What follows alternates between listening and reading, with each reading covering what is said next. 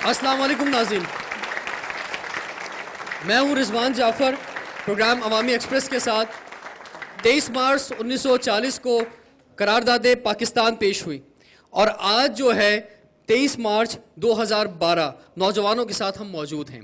पाकिस्तान के मौजूदा हालात जो हैं उसको नौजवान किस तरह देख रहे हैं और आज ये इस प्रोग्राम में क्या करारदाद पेश करना चाहेंगे ये इनसे जानेंगे। तो आप लोग तैयार हैं जी करारदाद पेश करने के लिए आज के प्रोग्राम में? क्लैपिंग में बताएं जरा जबरदस्त जी।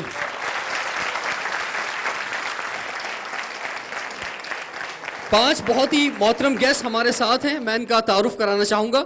सबसे पहले हमारे साथ हैं मियां अब्दुल मजीद साहब। आप चेयरमैन हैं नजरिया पाकिस्तान फाउंडेशन के। और एक बात और बताना चाहूंगा आपको कि 23 मार्च 1940 को लाहौर के मिंटो पार्क में जो करारदाद पेश की गई थी, उस पार्क में उस करारदाद को पेश करते वक्त नौजवान मियां अब्दुल मजीद साहब उस ग्राउंड में मौजूद थे। तो पाकिस्तान में बहुत कम शख्सियात हैं कि जो हयात हैं और जिन्होंने उसके बाद उस सिलसिले को आगे बढ़ाया और पाकिस्तान की तहरीक में हिस्सा लिया और उसके बाद आगे बढ़े और नज़रिया पाकिस्तान फाउंडेशन बनाई और उसके तहत जो है पाकिस्तान के नज़रिए की आज तक हिफाजत कर रहे हैं। इस हवाले से आपसे जो हम बात करेंगे। आज के प्रोग्राम के दूसरे गेस्ट हैं adviser to chief minister Sindh, minister for relief department और इसके अलावा जनरल सेक्रेटरी हैं पाकिस्तान मुस्लिम लीग काफ के हलीम आदिल शेख साहब।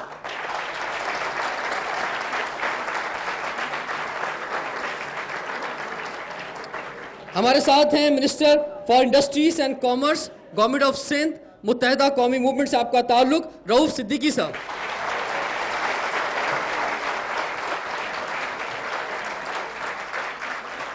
रऊफ सिद्दीकी साहब के पास जो हैं मुख्तलिफ वजारतें रहीं, होम मिनिस्ट्री की भी वजारत आपके पास रही, मारूफ शायर भी हैं, कुछ शायरी भी सुनेंगे रऊफ भाई आज आपसे हम।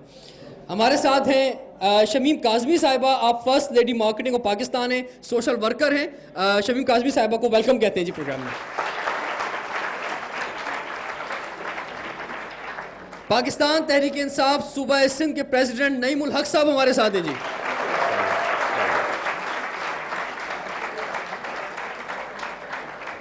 इससे पहले कि मैं आपके दरमियान आऊँ और जो मैंने कहा कि आप जो करारदाद पेश करना चाहते हैं आज के हालात में पाकिस्तान को बेहतर देखना चाहते हैं, पाकिस्तान का रोशन मुस्तकबिल देखना चाहते हैं, इस तरफ मैं आऊँ। मैं थोड़ा सा चाहूँगा कि हम जाएं मियां अब्दुल मजीद साहब की जानिब और थोड़ा इनसे पूछें कि आप किस तरह से याद करते हैं उस दिन को और किस तरह से पाकिस्तान की मूवमेंट को पूरी और क्या बताना चाहेंगे नौजवानों को?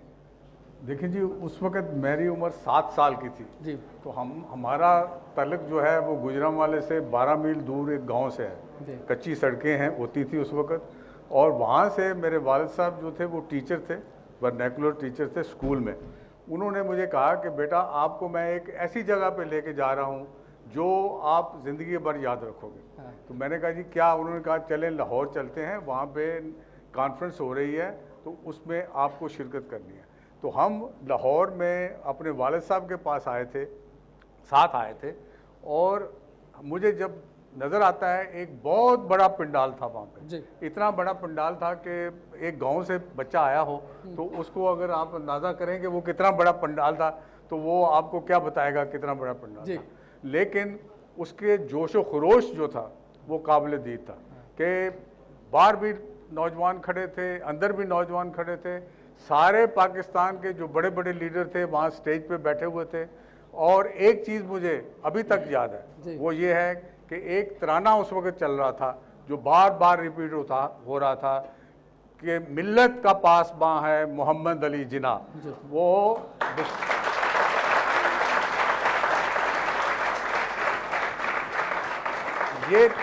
ये तराना ख़ास तौर पे उस मौका के लिए बशीर अहमद साहब ने लिखा था जो बाद में हमारे टर्की में सफ़ीर भी रहे और हुमायूं एक रिसाला निकलता था उसके मदीर भी थे। तो वो जो है वो मुझे अभी तक मेरे गाँव में गूंजता है कि मिल्लत का पासबां है मोहम्मद अली जिना। तो अब आज भी मैं मोहम्मद अली जिना को मिल्लत का पासबान समझता हूँ और उसी के फरमूदात जो हैं उसको हम फ़रोग़ देने की कोशिश करते हैं। चलो बहुत अच्छी बात है।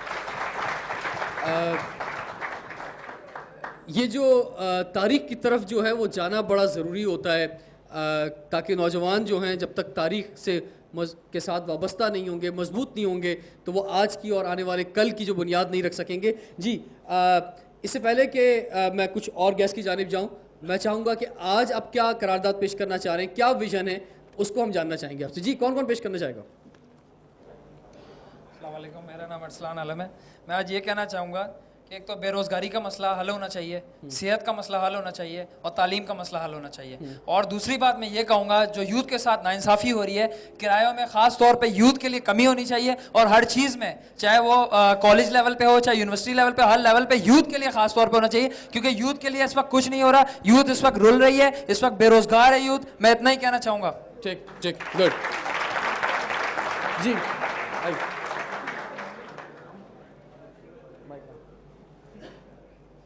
आज के इस ऐवान में मैं 23 मार्च के मौके पर यह करारदाद पेश करना चाहूँगा कि तरक्की वतन का पहिया जाम है।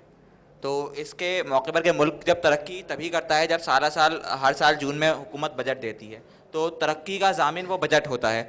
लेकिन तरक्की उस टाइम आपकी नहीं हो पाती जब वो बजट फ़ायदे के बजाय खसारे का बजट चला जाता है। जिसके तरह मेरे पास कुछ फैक्ट्स हैं कि 2008 और 2009 का जो बजट आया, हमारे पास 650 अरब का खसारा था उसमें।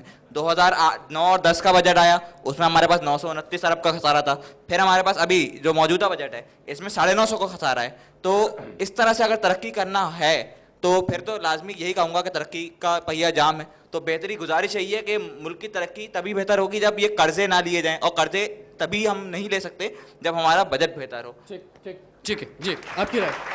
जी जी जनाब। सर, मेरा नाम नईम अब्बास है और जो 23 मार्च 1940 को, सर ऐसा एक छोड़। अच्छा सर, 23 मार्च 1940 को जो सर करारदाद पेश की गई थी और जो सर आज पेश की है, उसमें सर ज़मीन आसमान का फ़र्क है। वो सब कॉन्टिनेंट के सर डिवीजन की बात थी। आज पाकिस्तान खुद on the verge of division है। हमारा आइडियोलॉजी हमारा सबसे बड़ा मसला है, और जो आइडियोलॉजी के रखवाले उम्मन सर अहले कलम लोग हुआ करते हैं, लेकिन यहाँ पर वो खुद माल समझने करने के सर पीछे लगे हुए हैं। तो अभी जो बंदूक वालों को सर ये काम दे दिया है, उन्होंने उम्मन जो जितना भी ना बजट होता है, हमारा 90% बजट जो है वो उन्हीं बॉर्डर के ऊपर फूंका जाता है। और न फ़कत बजट उनको हमें मारने के भी सर पैसे मिलते हैं। फॉरेन एड $20 बिलियन की सर फॉरेन एड आती है, वो पूरी मिलिट्री एड है। वो सारे के सारे न खा रहे होते हैं। वो इवन जिन पहाड़ों, जिन सेचन ग्लेशियर्स के ऊपर खड़े होते हैं, वो अब शर्म के मारे यार पिघल रहे हैं, लेकिन इनको यार ज़रा भी ना शर्म। ठीक जी जी भाई। अस्सलाम, मेरा नाम इमरान जावेद और मैं ये बताना चाहता हूँ कि पाकिस्तान में तालीमी निज़ाम जो है वो एक तरह का होना चाहिए। पाकिस्तान में तालीमी बजट को बढ़ाया जाए, जैसे मलेशिया के अंदर आज 25% यानी कि तालीमी बजट कर दिया गया। पाकिस्तान में भी तालीमी बजट को ज़्यादा से ज़्यादा करना चाहिए हमें, और पाकिस्तान में जितनी भी हो सकता है साइंस और टेक्नोलॉजी को फ़रोग़ देना चाहिए। ठीक है जी। मौजूदा हालात के तनाजुर में आप सब जो है अपनी अपनी करारदाद पेश कर रहे हैं। जी, आगे आएंगे जनाब। नाम ज़ीशान है। मैं ये कहना चाहता हूँ कि जी करप्शन का निज़ाम जो ख़त्म होगा, अगर मेरिट आ जाए पाकिस्तान के अंदर, तो पाकिस्तान के अंदर जो है अदल और इंसाफ का बोलबाला हो सकता है। और हमें जो सेल्फ एक्सपेंडिचर जो गवर्नमेंट्स के हैं, फॉर एग्जांपल मिनिस्टर्स हैं, प्राइम मिनिस्टर्स हैं और प्रेसिडेंट, इनके आप प्रोटोकॉल्स देखें, अगर आप इनको कंपेयर कर लें डेविड कैमरून के प्रोटोकॉल से, तो उसके पीछे एक गाड़ी चलती है। और हमारे यहाँ जब प्राइम मिनिस्टर अगर शार फैसल पे स्क्वाड जाता है तो एक बारात चलती है। तो अगर वो एक गाड़ी के प्रोटोकॉल में चल सकते हैं, तो क्या हमारे यहाँ मिनिस्टर्स और जो चीफ मिनिस्टर्स हैं ये क्यों नहीं चल सकते? तो ये सारे जो टैक्स कलेक्शन, ये तो सारे ये लेविश ये इंजॉय कर रहे हैं और गवर्नमेंट के हिस्से में कुछ भी नहीं है। ठीक, इस पर कंट्रोल किया जाए, आपका कहना ये है? जी, माइक छोड़। मेरा नाम सना कयूम है और मैं ये कहना चाहूँगी कि हमारे यहाँ जो सबसे बड़ा मसला है यूथ के लिए, वो जो है वो फेवरेटिज़म है। हम जहाँ पे भी जाते हैं, वो यही जो अपने अपने लोग होते हैं उन्हीं को जो है वो आगे जो रेफ़र किया जाता है। अगर ये ख़त्म हो जाए, कि सबसे बड़ा मसला जो है ना, ये हमारे यूथ के टैलेंट को जो है ना ये दबा रहा है। अकरबा परवरी जी प्लीज़। मेरा नाम बुशरा है और मैं ये कहना चाहती हूँ सियासतदानों से कि यूथ को बचाए, अपने मफाद में इस्तेमाल करने के बजाय, झगड़ों के बजाय, ये जो तालीमी निज़ाम में आए दिन झगड़े होते हैं, इस चीज़ में इस्तेमाल करने के बजाय अगर आप मुल्क की तरक्की में उनको इस्तेमाल करें तो ज़्यादा बेहतर होगा। ठीक है जी जी। मेरा नाम फ़ारूक है, सैयद फ़ारूक हसनैन है। यहाँ बात है करारदाद पेश होने की। सर बैठे हैं यहाँ पर, उस वक्त 7 साल की उम्र थी इनकी, जो करारदादें पेश हुई थी, तो हमारे कायद मोहतरम मोहम्मद अली जिन्ना साहब ने ये नहीं कहा था कि पाकिस्तान में सिर्फ 4 प्रोविंस होने चाहिए। उन्होंने कहा था कि वक्त की ज़रूरत के हिसाब से जिस तरह से ज़रूरतें बढ़े, तो यहाँ कौमियतें बहुत बढ़ गई हैं। मैं समझता हूँ कि अब इसका मसला सबसे बड़ा ये है कि एक प्रोविंसेस होने चाहिए जितनी नीड है पाकिस्तान को, जितनी ज़रूरत के हिसाब से, तो मईशत भी बेहतर होगी। जो लोग जिस हलके के हैं वो उस हलके में अपना काम करेंगे, सनतें लगाएंगे, अपने प्रोविंस की हर कोई बात करेगा, क्योंकि हमारे यहाँ फेडरलेशन ठीक है, आपने प्रोविंस के लिए जो आवाज़ उठाई है, और भी यहाँ जो नौजवान मौजूद हैं ये मुख्तलिफ करारदादें आज पेश करना चाहते हैं यहाँ पर, लेकिन टाइम एक ब्रेक का हो गया है। ब्रेक के बाद मैं गेस्ट की जानिब जाऊंगा और फिर हम आपके सवालात लेंगे जो कि आप आज के प्रोग्राम के गेस्ट हैं उनसे पूछना चाहते हैं। Stay tuned with us.